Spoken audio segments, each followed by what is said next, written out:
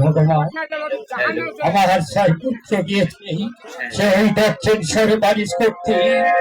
আমি জানি না ভগবান তারা কি করছে, কেমন আছে ভগবান। তুমি বলে দাও ঠাকুর, তুমি তাহার প্রতি সহায় দেখছি তার বাড়িতে পাইচারি করছি। আর তার ছেলেদের আশীর্বাদ করছি তারা যেন ভালো থাকে। আমি কেমন করে যাই বলবো, তার ছয়টি পুত্রকে যে আমি হারিয়ে ফেলেছি সাগরে।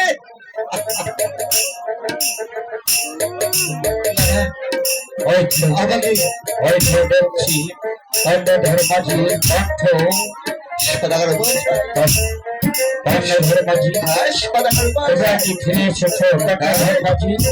আমি ফিরে এসেছি, বেশ ভালো করেছিস ধর্মাজি।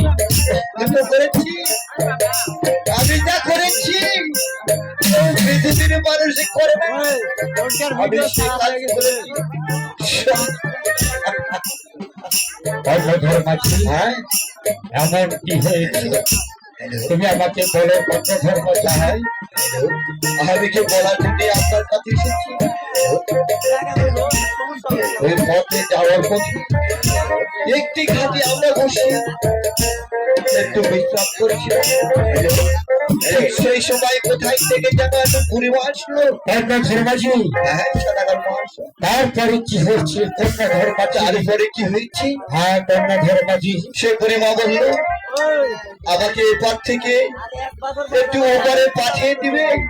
তারপরে কি হয়েছে কন্যা ধর্মাজি? আমি অনেক মিনতি করলাম যে না আমার সারাগার তারপরে অনাথ নাই, এই নৌকাতে কোনো মানুষ তুলে ওপারে বার করা। কন্যা ধর্মাজি তারপরে আপনার 6টি পুত্রকে আমি জিজ্ঞাসা করলাম, আপনার 6টি পুত্র জিজ্ঞাসা করলাম, তারা বললো আমরা সদাগর বংশের ছিলি, আমাদের আওয়াজ কোনো মানুষ যদি বিপদে পড়ে তাহলে এবার থেকে ওপারে পার করে দেওয়া।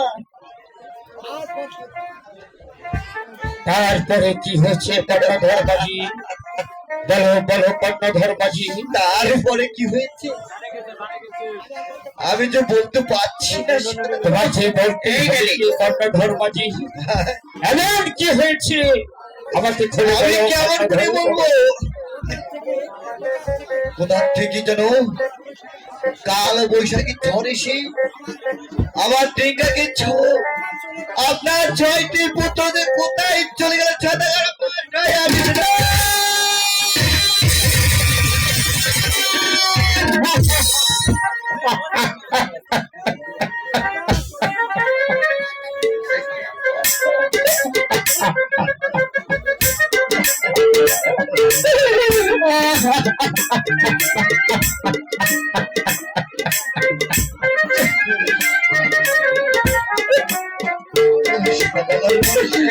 চেষ্টা করবো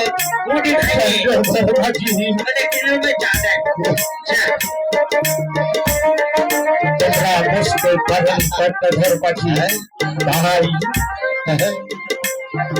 এই চক্রান্ত করেছি ওই পটা দেবী। তোমরা বুঝতে পারি কর্ণধর পাখি সাধারণ কর্ণধর পাখি আপনাদের একটা কথা জানতে ইচ্ছে করছি। বলো বলো কর্ণধর পাখি, আপনার সাথে শিল্পতার এমন কি বিরোধ? আপনার 6টি পুত্র সেই কালিদাও সাগরে ডুবিয়ে দিয়েছে।